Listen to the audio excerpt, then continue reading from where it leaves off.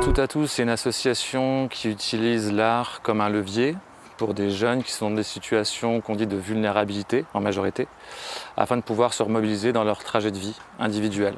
Donc ça veut dire qu'on va travailler avec des artistes avec lesquels on va concevoir des projets dans lesquels des jeunes vont venir à un moment donné s'intégrer, travailler afin d'acquérir des savoirs, des savoir-faire, des savoir-être, et en espérant que ça puisse leur servir ensuite pour leur vie future.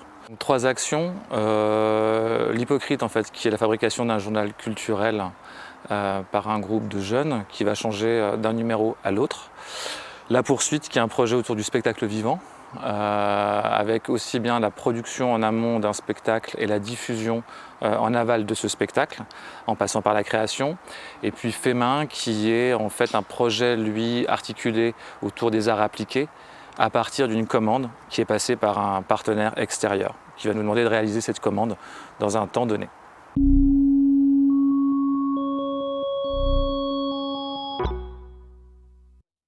Donc l'Hypocrite, c'est la fabrication d'un journal trimestriel. C'est un projet qui a lieu de septembre-octobre à juin, donc toute une saison pour l'association. Et sur une saison, donc on va sortir 3 numéros. L'idée, c'est d'aborder une thématique de société par numéro, en fait, donc pendant 3 mois, sur lesquels on va essayer de développer l'esprit critique des jeunes, en les faisant découvrir, rencontrer plein de personnes qui ont des choses à dire autour de cette thématique-là. Mais ça peut être également d'aller découvrir des expositions ou de faire des sorties culturelles. À partir, en fait, de cette programmation culturelle qu'on leur propose, l'idée, c'est de les amener à écrire des articles et à illustrer un journal. Donc pour ça, ils sont accompagnés par des intervenants réguliers.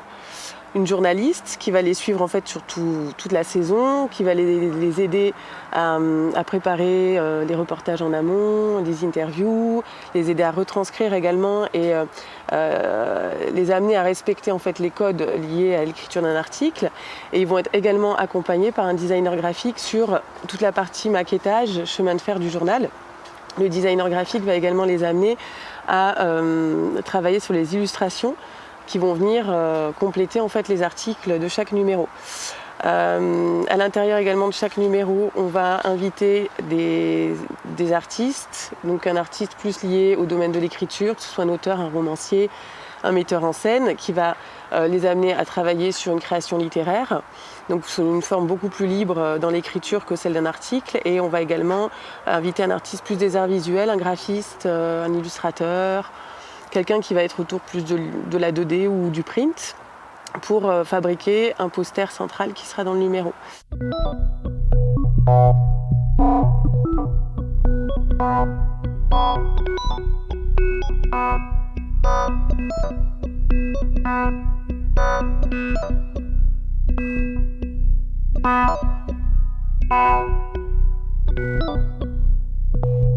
Cette édition-là de Fait Main, en fait, écoute, elle part d'abord d'une commande qui, là, en l'occurrence, cette année, émanait du 4 bis, qui est un centre information jeunesse qui est à Rennes, qui a décidé de réaménager une partie de son bâtiment en café culturel et qui avait besoin, en fait, pour ça, d'un comptoir de bar pour réaménager ce nouvel espace. Quand on voit la viabilité de ce projet-là, l'idée, elle est que ce projet soit réalisé non pas par les artistes ou les artisans, mais par des jeunes qui vont s'impliquer dans ce projet et que les artistes et les artisans, je n'irais pas dire qu'ils vont les former, mais qui vont leur transmettre en fait leur savoir-faire. Donc l'idée, elle était que sur ce projet, on travaille avec un groupe d'une 12aine de jeunes qui serait composé pour partie à 50% de jeunes en études, en l'occurrence des jeunes de deuxième année en option design des Beaux-Arts de Rennes, et des jeunes qui viennent des structures sociales partenaires avec lesquelles on travaille habituellement. L'idée étant que chacun dans une recherche, ou en tout cas dans une problématique d'insertion professionnelle à un niveau ou à un autre. Voilà, donc là c'était la première fois cette année, quand je parlais de mixité, qu'on propose à des jeunes qui viennent vraiment d'univers socio-culturels complètement différents de travailler ensemble sur ce type de projet-là.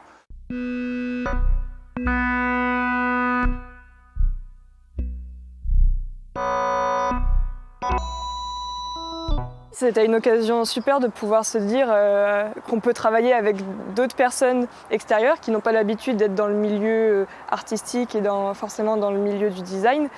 Et c'était un sacré défi parce qu'au début, on s'inquiétait un peu de se dire comment on va pouvoir travailler en binôme ou en groupe avec ces autres jeunes qu'on ne connaît pas et qui ne sont pas du tout, comme j'ai dit, dans le milieu de l'art. Et j'ai été très surprise de voir que ça s'est super bien passé et que les idées sont bonnes à prendre partout, quoi. Tout le monde a pu mettre la main à la pâte et ça a provoqué de super rencontres en plus.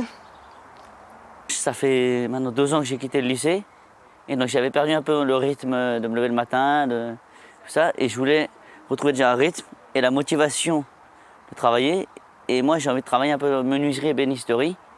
Et donc le projet du bar qui justement est en bois, métallerie, je me suis dit pourquoi pas pour essayer, pour voir si ça me plaît vraiment.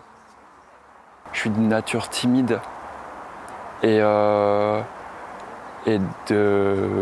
j'ai pas confiance en moi d'habitude. Et depuis que je suis à tout, depuis que je suis au projet fait main, j'ai développé une certaine confiance en moi qui m'a aidé dans ma vie personnelle. Pour l'instant, ma vie professionnelle, c'est autre chose parce que je bloque un petit peu, c'est pour ça aussi je développe et tout. Voilà. Mais c'est ça que j'ai aimé.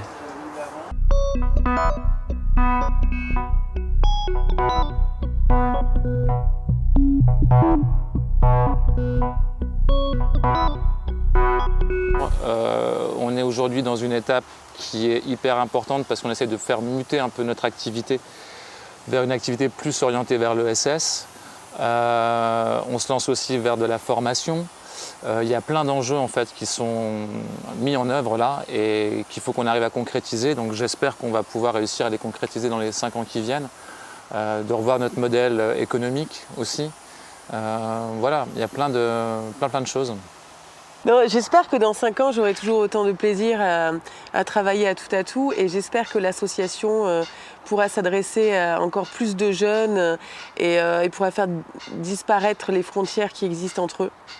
Et j'espère qu'elle aura les capacités de pouvoir les accompagner au mieux dans la réalisation de leurs projets. L'évolution des projets aussi fait qu'à un moment donné, on va avoir besoin de se poser, d'avoir un lieu où on puisse travailler. Parce que si on veut faire évoluer des projets comme fait main, il faut qu'on ait un endroit où on puisse travailler, où on puisse recevoir des commandes, plus de commandes, plus d'artistes qu'on peut héberger, avec lesquels on peut travailler, etc. Donc le nomadisme actuellement, il est bien, mais il limite un petit peu notre ambition de développement. Voilà. Et ça veut dire aussi que si on a un endroit sur lequel on peut se poser, on peut ensuite partir ailleurs pour essaimer.